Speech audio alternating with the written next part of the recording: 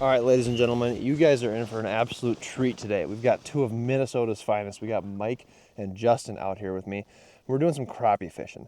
And so what Mike did is he put out a post on Instagram, on the SCHEELS Outdoors Instagram, so go follow if you haven't already, asking you guys what questions you wanted answered in regards to crappie fishing. So we've got him out here answering those questions, and we have Justin from the St. Cloud store answering your questions. I've got all the questions right here. We're gonna go catch up with them. We're drilling some holes, trying to chase their school around. So let's get into it. And just like that, we've got Mike here. Hello, everybody. Mike, are we gonna go catch some crappies? We are sure gonna try our best. Have we found any? We have located them, but they seem to be moving a lot right now. They're not really staying stationary. They do not really like being drilled on, but hopefully they decide to calm down and we can get a few topside here. So I'm gonna put you on the spot for the first question. What are some tactics you can get to maybe get on them, make the school stop, or even just get in front of them? Try and be a little bit quieter with it. Try to make just as little bit of noise as possible. Analyze which way the school is going and try and drill in front of them. More where that came from, folks. Another important thing to consider is, like, if you're fishing in pairs, having one navigating with, say, like a forward-facing sonar, if you have one, and directing, because then it's like, okay, I'm drilling a hole. Okay, they scattered. They went 60 foot to the right. You know, try and intercept them that way. That's a good way to stay on the school. And then if you do get on one, you can either drop right down the same hole they caught one, or you could kind of play like a leapfrog game so you can stay with the roaming school and always know where they're going. So I like using pinhead minnows like this because that vertical style, they're gonna get down, cut through the water quick, get down to the fish. You can work them really aggressive. They are unbelievable. They're fired up right now. I don't put anything on them. I don't put any Euros or plastics or anything on them. I just fish them plain. I think sometimes, depending on how aggressive the fish are, I think it can actually alter the action to it when you put, you know, Euros or waxies or plastics or whatever on them. You're fishing deep water like this. We're fishing 28 feet deep. But if you got a fish and they're kind of finicky, they're sitting on there, you're trying to jig and work them, and your jig is spinning away from them or spinning in circles, it's just not a real natural look. So I tend to use more pinhead minnows or small spoons like this if I'm trying to fish crappies suspended out over a basin like this and fish them aggressively. Okay, so one thing when you're chasing these basin fish is identification of them. If it's going to be a school of crappie, they're likely going to be a little bit higher up in the water column, and they're going to be bigger marks. So you're going to see like a different color in the middle of them, or they're going to look more like maybe a rice flake versus just a speck on there. So if you go and chase these, if we drilled on top of them and tried to catch them, they'd likely be perch. So identifying what you are going for is super important when you're chasing these fish. Another thing that's worth considering is snow cover, especially if not the entire lake is covered with snow. You can see here we've got patches. Usually they're going to sit under the thickest amount of snow cover because there's less light penetration, so they feel safer. And we have a school of fish right there. They're at what, 30, 40 feet? Those ones are elevated. I think those are our target. There's big ones on the bottom. Here we go. Yeah. We should go after these instead. They're at like 120 that way. Yeah, those are crappie. When crappie get to a larger size, do they stay with the school or do they act more solo? So a couple things that I've seen that have been a little more common though is they'll roam in groups of like 3 to 8. So especially when you get to like the 14, 15, 16 inch size, then they'll often be maybe a little bit higher in the water column. They'll be roaming a little faster, a little bit more difficult to catch. They get that big for a reason. Like some of the bigger ones will either be up on top and they'll be willing to chase a bait a little bit faster, or they'll be hanging out at more of the bottom of the school. So every once in a while I've had to like punch through a school of fish to get to the bigger ones on the bottom. So the answer is it really depends. If they're moving and we're gonna try to stay on them, it's gonna be a lot easier with the Vexlar. Are they under you? There's a few fish down there. We're on. To kind of try to get down on them quick because they're roaming here. Well, they don't look like huge marks, but they're 13-inch crappies. But nothing better than that. Just a nice crappie pinhead right in the roof of the mouth. They kind of left this hole.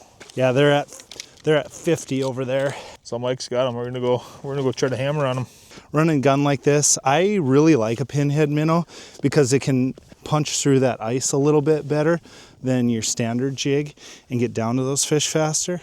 So in a scenario like this, instead of me drilling another hole and trying to fish next to him and fish in the same school, I think it's going to be a lot more efficient for us if we just alternate. So hopefully he can rip into one here. And that school is actually coming from under me and coming right towards the hole here. And after he gets that one up, then I can drop down right behind him and kind of hold the school here. If you can figure out a way to create competition and then get them chasing that bait up, then there we go.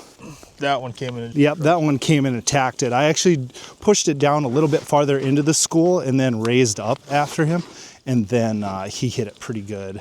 Oh, this is a nice one. Oh. All right. I'm going to drop this pinhead right through the... Got a little bit of slush in here, just running and gunning. You might end up with some of that. But I'm going to drop this guy down quick and try to stay on this school. Nice crappie.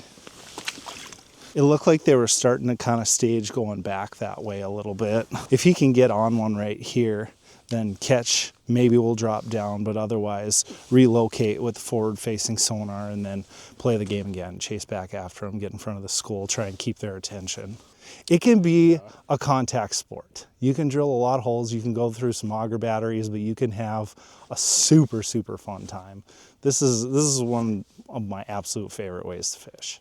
You know, and then when we're talking jig color, it's really going to vary based on the type of fishery you're in. If you're doing some really murky water, you probably want to get some brighter, some fluorescent colors like maybe a chartreuse or something like that. This is a fairly clear body of water, so I like to stick with a little bit more natural stuff. White Wonder Bread is one of my absolute favorite colors to use. I'll often or even if I feel one nip and I miss a hook set, I'm like 3 foot above them, I will slowly rise it down and I'll put it right in front of their face. And I'll often find that they'll attack it that way on the drop. But one thing you have to be cognizant of is basically the upbite at that point, because when you're going down, you have a little bit of tension and then your rod will basically go slack. So it's like I'm raising it down, it goes slack, the fish has it on that slack line, I'm setting the hook. Sometimes I set the hook way too hard on panfish, especially these crappies, these bigger ones with soft mouths that you might end up ripping through their lips just because there's no give in the braid. It's a no stretch line. Oh, you are dropping right down onto him. There's a pile of fish down there, but I like mono just because there's some forgiveness there. So in a day like today, we're dealing with a bunch of ice. It's 28 inches of ice. I like using longer rods, longer soft rods, monofilament. You just have more forgiveness when you're bringing a fish up. Hopefully they stay put. We can. Oh, I've got one coming up already. Yeah, they were aggressive when I dropped down. Oh, he's on there. He's on there already. He didn't even let me get all the way down on my drop. So this is kind of the game now. Hopefully we can get this one up clean. There he is. That's a nice fish. Yep, there's a good one right there. Beautiful fish right there. And he just attacked it. Yeah. These are probably 11 and a half, 12 inches. If you're coming out and you want a meal of fish, that's a really good eater fish. Are they still there? They're actually in between this hole and that one, but they're kind of moving towards you. But there's a good sized school. If you're sitting there working the bait and you're jigging, your rod's bouncing like this, all of a sudden instead of your rod bouncing, it just holds tight when you go to jig it the next time. It's kind of more of just a reaction thing where all of a sudden you're just going to lift up and your rod tip's going to stay put, or instead of your rod being naturally bent from the weight of your, like in this case, a pinhead minnow, it's just going to flatten out if they come in and just slackline it.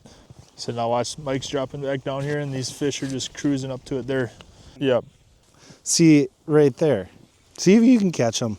See, this is one instance where he's using a mono and I'm using a braid, and the braid is starting to ice up a little bit. So then when I'm doing that, dropping down and catching that up bite, it's just becoming very difficult for me to detect exactly when that's happening.